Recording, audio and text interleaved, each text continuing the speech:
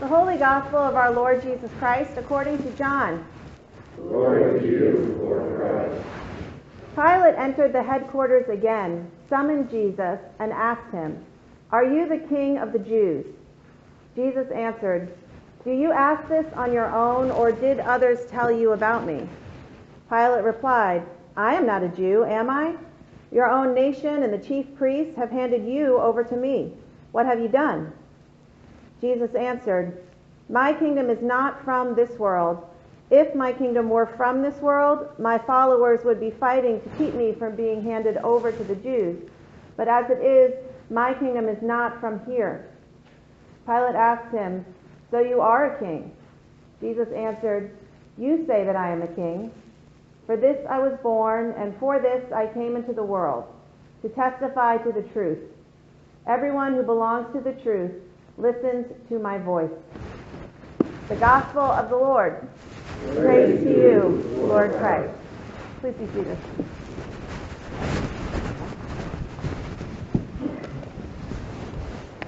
There was once a monastic order that had fallen into very hard times.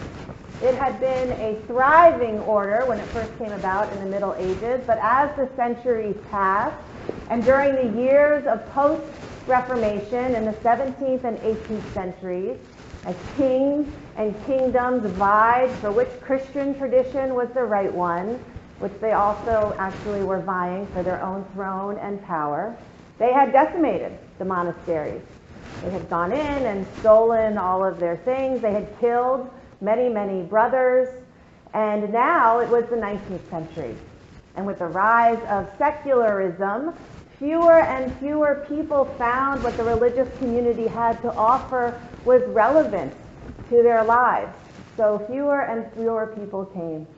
And at this particular point, their building was dilapidated. Some people still came to wander the ground, but there were only 5 brothers left, all of whom were over 70. So they were terrified that their order would die with them.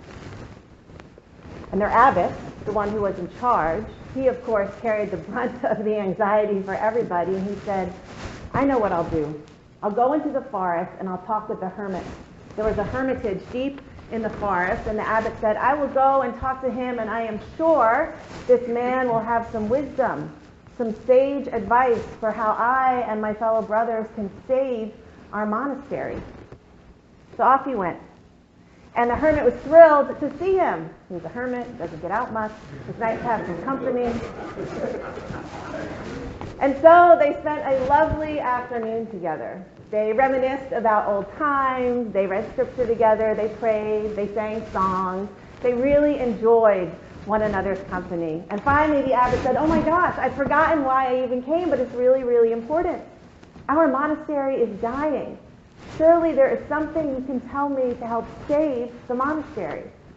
And the hermit looked at him and he said, "I'm sorry. This is actually the case in a lot of the surrounding towns and villages. They are dying, and I don't know what to tell you. All I can say is that the Messiah is one of you." And the abbot didn't understand this as advice at all, and he went back, and his brothers, of course, immediately gathered around him. He said, "What did he say? What did he tell us to do?" He said, "Well, I don't know. I had a good time with him, and that was enjoyable and fun, and I'm left feeling refreshed. But what he told me was really cryptic, and I don't really understand what it means. He said, simply, the Messiah is one of us." And they all thought this was very, very strange.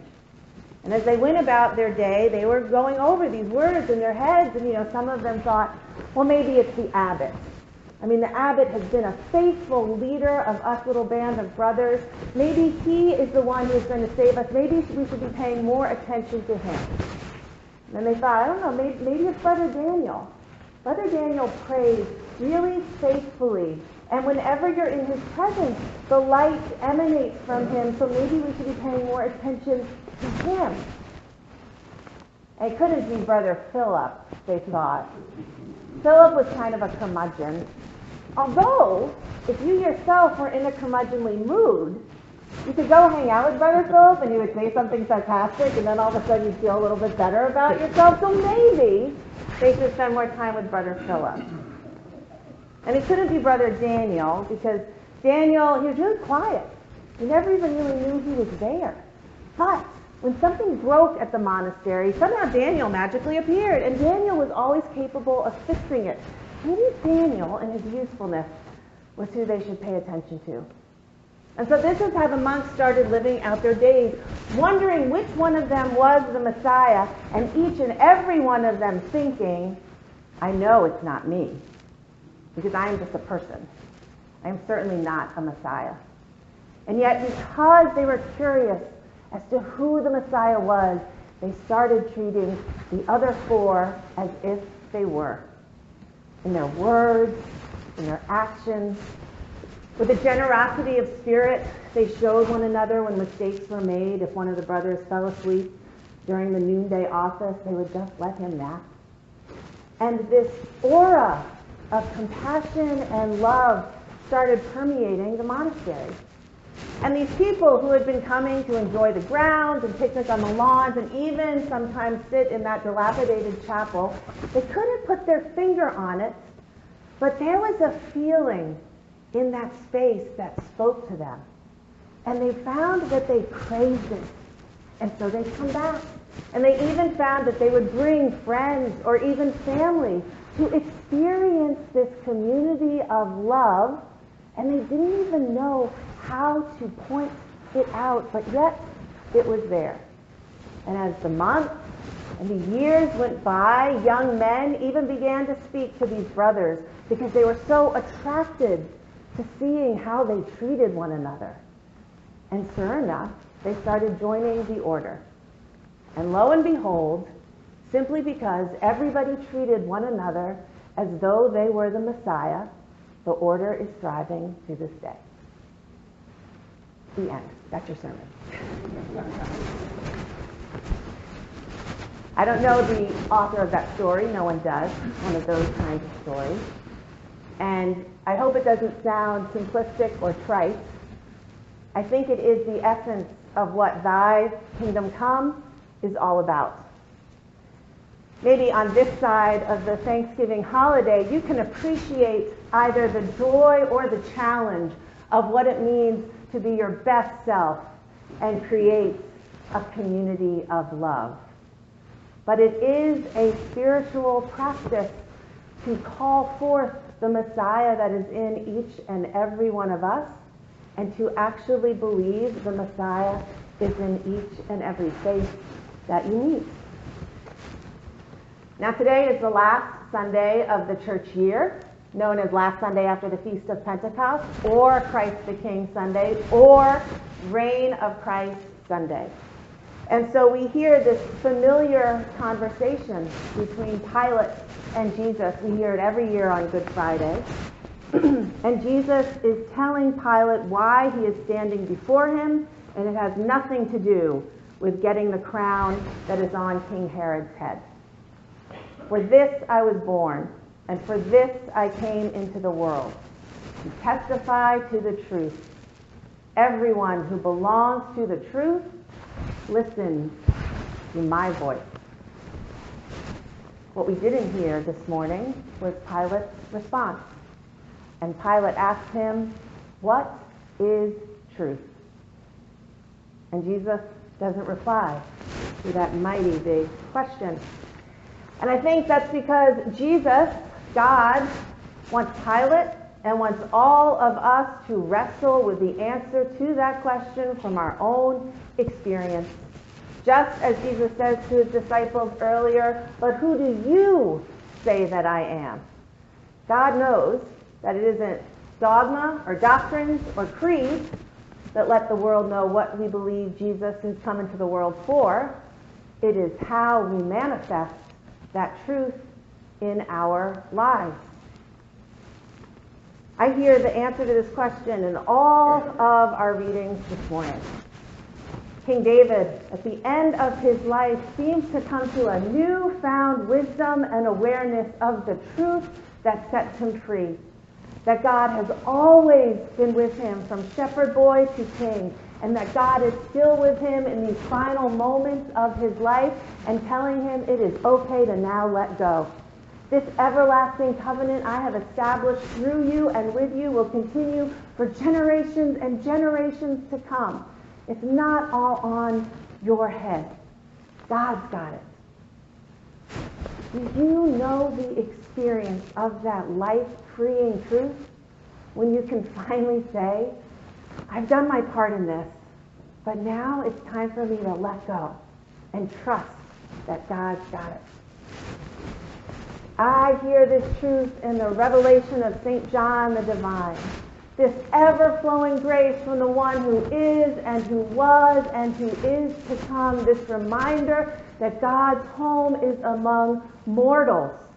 And we are connected to it through the eternity of love. That is the Alpha and the Omega, the beginning and the end. Have you had the experience of that truth? Of feeling you are a part of something out of time, connected to a person, to a community, through that eternal love. That is where Jesus' kingdom is from. That is where Jesus' kingdom is from. That eternal love. My kingdom is not from this world, he says. If my kingdom were from this world, my followers would be fighting to have me not handed over. But, as it is, my kingdom is not from here. Do you hear that and think that Jesus is about to call on his angels and archangels and create the battle of all time and dominion for heavenly kingdoms? I used to hear it that way. I pictured the swarms of the heavenly warriors coming in and fighting Pilate for dominion. But then I got older and I also spent a lot more time reading the Gospels. And frankly, right before this, Jesus keeps one of his followers from fighting, for being handed over. They're in the Garden of Gethsemane and the soldiers come to arrest Jesus. And as he is freely giving himself to them, Peter grabs a sword and strikes the ear of one of the soldiers, and Jesus says, stop, put that down, because my kingdom is not from this world. If it were from this world, maybe I would do it the way this world does it, with violence begetting violence. But my kingdom is not from this world. It's from love. And Jesus knows the truth, that darkness cannot drive out darkness, only light can do that. And hate cannot conquer hate. Only love can do that. And those are words that only come from experience. And that's why Jesus is silent, I think, before Pilate. The truth is standing right before him. But it's the truth of a life spent healing people, speaking to outcasts, going to places of suffering where no one wants to go. That's the truth of the one who is about to freely give his life. He says to Pilate, you don't take my life from me. I freely give it on behalf of the world. That's the truth right there. And Pilate chooses or can't see it. I'll close with one quick story I also read this week from the Amish tradition. A young evangelical goes running up to an Amish man and says, have you been saved? Is Christ your king? And the man looks at him and says, what a silly question. All I have to do is answer yes. If you want to know if I've been saved, if Christ is my king, ask my wife, ask my kids, ask the banker, ask the grocer, ask my coworkers. Ask them if love rules my heart. There's really only one king reference that speaks to me most days, the setting of Psalm 23 in our hymnal. The King of love, my shepherd is, whose goodness faileth never. I'm nothing lack if I am his, and he is mine forever.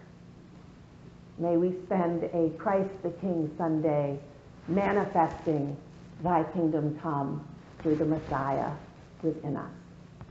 Amen.